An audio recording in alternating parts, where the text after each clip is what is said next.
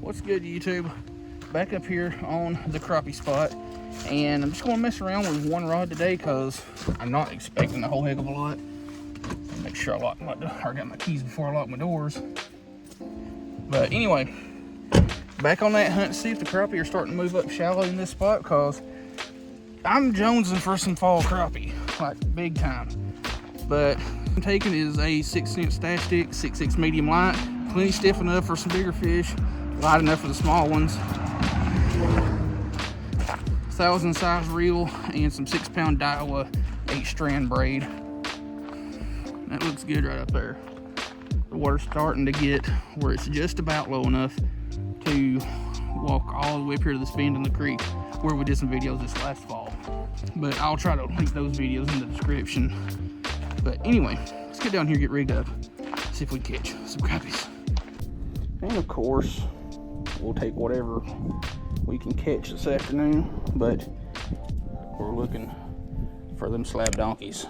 And I have to be careful with which way I point my camera, because the mouse-breathing, ignorant, brain-dead racists that live around here have spray painted a bunch of very inappropriate things on the bottom side of this bridge.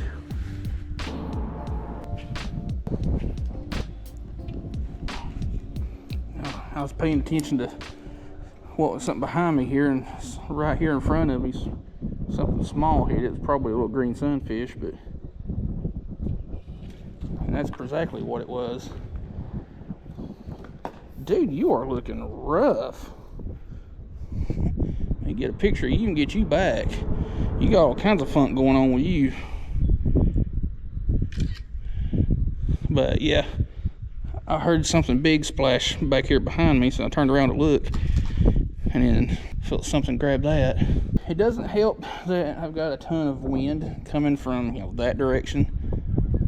So yeah, it's going to make presenting these small baits a pain.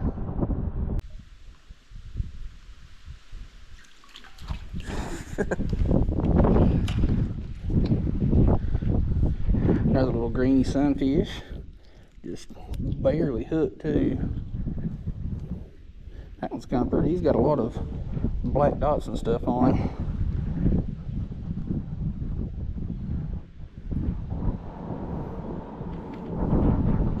Let's get it back. Well, try to before he becomes a hoodlum. I don't know, you're tougher than that, you little turd. So what do we got here?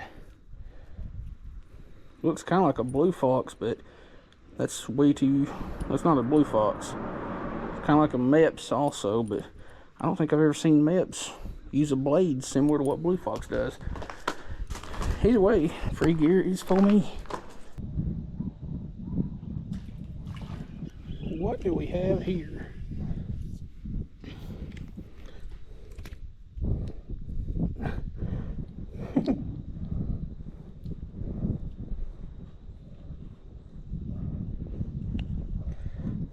A very scrawny and got some funk on you, little largemouth.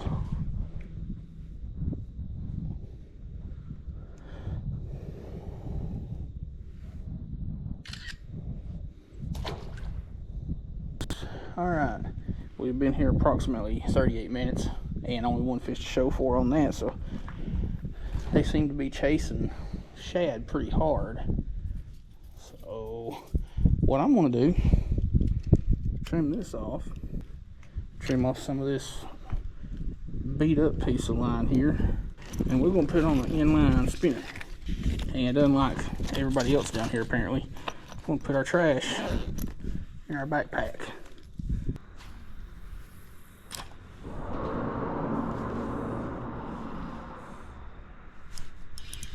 Now I've got into something. Don't know what. I think.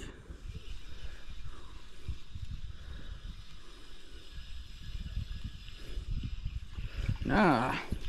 What? So that's what is chasing all these little shiners and shads. micro yellow bass. And that was on a 3/8 ounce Rooster Tail too. Well, I honestly thought I was snagged into a shad or something, because yeah, it felt about like a shad.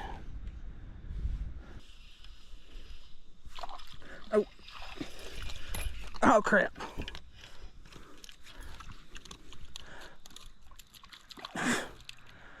Well, that was a little bass that snuck up on it. A little big largemouth, probably 6 or 8 inches. Well, I thought it had made it back into the water, but apparently it didn't. There we go. You back in there. But basically what I'm trying to do here is waiting for these little balls of shad getting busted on and casting just past them and pretty much just reeling right through them. Like, I'm running into shad left and right.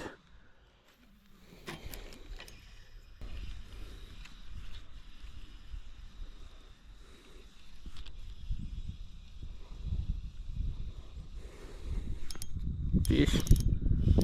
Seems that I have found them. Stay on, please. That would be nice.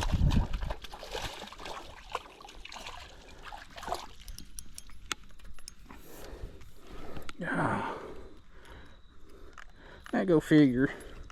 Well, I might be able to get that out. Yeah. It's bleeding just a little bit, but it wasn't hooked in the gills, but it was like in between the gill rakers. But pretty little bass, probably 3/4 of a pound or so.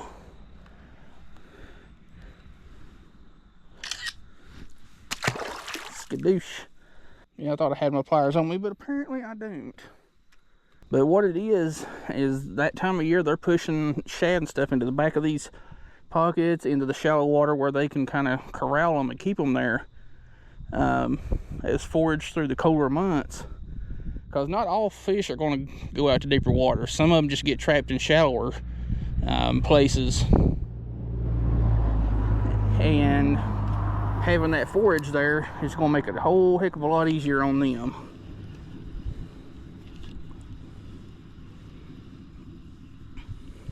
Yeah, I'm still running into shad. Like, I've had to kind of twitch it, and there's another one.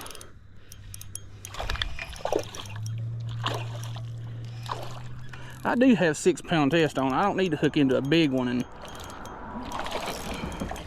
end up losing it. But that one's not a bad one.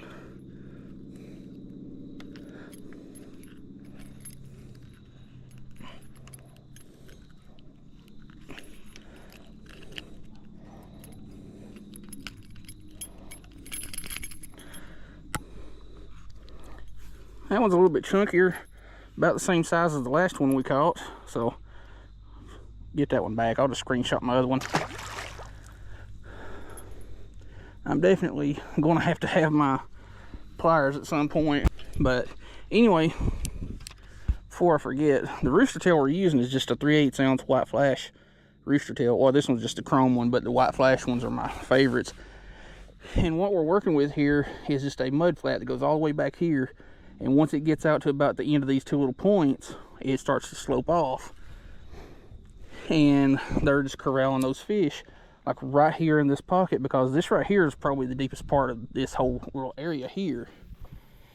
So I'm getting up shallow with my Rooster Tail, reeling it through the shad. Just reeling it at a pretty good steady speed. And occasionally either just giving it a twitch or just stop reeling. And it imitates, darn it, just lost a fish.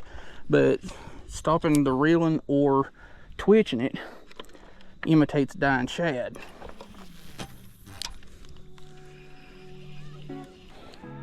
Well, it seems that they have chased them off from this spot here. Like, there's still a couple little ripples from shad coming to the surface, but I'm not seeing nearly as much chasing action. So I'm thinking about just giving it a break for a few minutes. Well, I'm gonna make one more cast, but think about giving it a break for a few minutes and let things kind of calm down. Because a lot of times if they're chasing shad around like that, usually if the bite just dies off or you don't see any of those ripples, they'll eventually come back around. I've seen it happen with white bass and largemouth. I mean, pretty much any species that's predatory.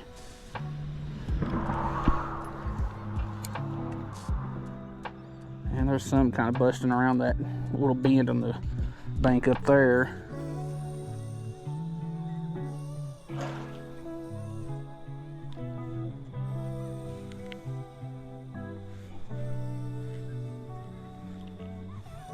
Well, it seems like the shad have moved off to Narnia because there ain't hardly anything popping the surface. There's a couple here and there, but for the most part, they're gone. Like, there's been a few getting busted farther back into this slough that I can't get to, at least right now.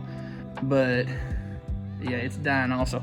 I'm going to try to terrorize some of these little green sunfish that are in the cracks of these rocks because, well, that seems to be about the only thing willing to bite, because anybody that's ever known anything about green sunfish knows that they are extremely territorial and don't like anything being anywhere near their little nest. Doesn't matter how big or small it is. Well, it was bound to happen. I just had my jig hanging in the water, like right here, and I was looking off over here to where we were fishing at because I heard something splash, and then this behemoth came along and got it.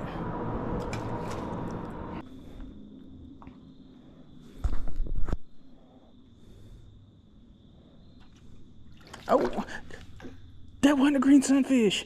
That was what we came up here for. That was a little black crappie, and it was in maybe a foot of water right here in front of me. Well, that does give me a little bit of hope.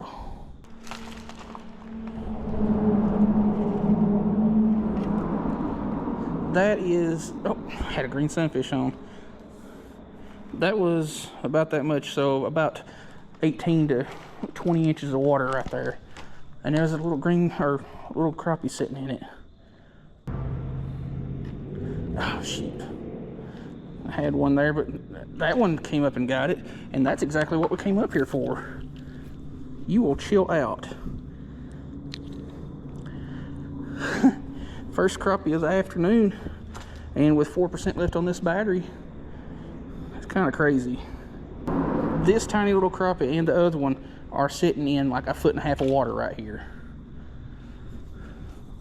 That's not surprising. I mean, that is kind of crazy that they are in that shallow, but it's not surprising. I have caught several. Like, there was another one coming up to the surface, but I have caught several like 8, 9, 10 inch crappie in just as little water.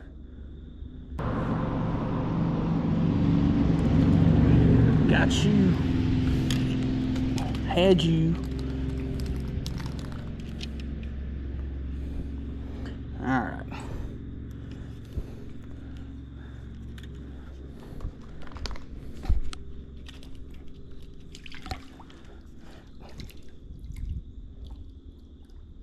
There you go. I'm not sticking my hands in the cracks of these rocks.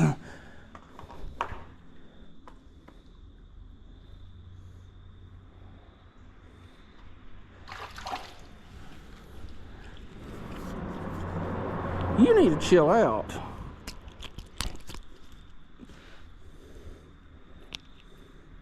What are you? Ah, a little warmouth. Kind of looked like a crappie at first, but crappie don't have purple hues to them like these do. That's a pretty little fish. Alright, I've got 2% left on this battery. Can we catch one more on 2%? Got something here. Got it on, well, just a little over 1% left on my battery. Kind of surprised it even lasted this long. Dang, you funky too. You may be the one I caught earlier. I'll have to look at the footage, but you got some funk all over you too. Well, anyway, I'm gonna sit for a second and decide whether or not I want to stay or keep going and change the battery out, because I mean, can't record if your battery's dead. So we'll see in a second. I can't be turned that way because it'll show all that racist crap underneath the bridge that people have felt the need to spray paint and scratch into the concrete. But anyway, we had come up here. I know I say we a lot because, you know, y'all are watching, I'm doing the fishing. You know, this is a group thing. So we came up here to see if the crappie were moving up shallow because it's been a little while since I had come up here and tried to fish it. And I think the last time we caught two, well, this time we hooked one and actually caught another and possibly seen another one.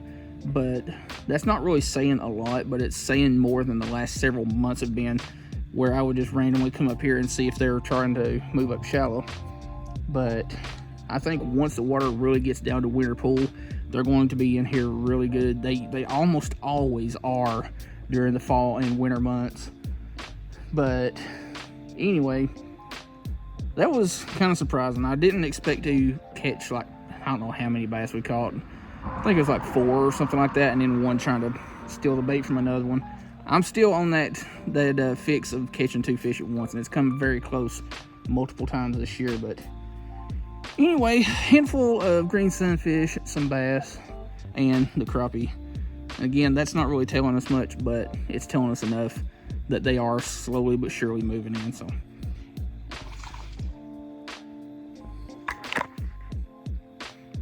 right there, I'm trying to film and y'all are messing things up. These fish are rude. But anyway, not a huge number of fish, but a decent variety, and we didn't get skunked, and that, like I've said, is all that matters. So I'm gonna get home, get this video trimmed up and ready to edit, and hopefully edited, because tomorrow I'm going up to the dam where we fished at and caught some big panfish, and planning on bringing some home because I've been tasked with frying some fish for fish tacos or fish crunch wrap supremes, which is, I got that idea from Cast Blast Camp. I'll leave that video pinned on the screen here so y'all can go check that out. So this outro was going on way too far, but I get into the habit of yapping. Hope you like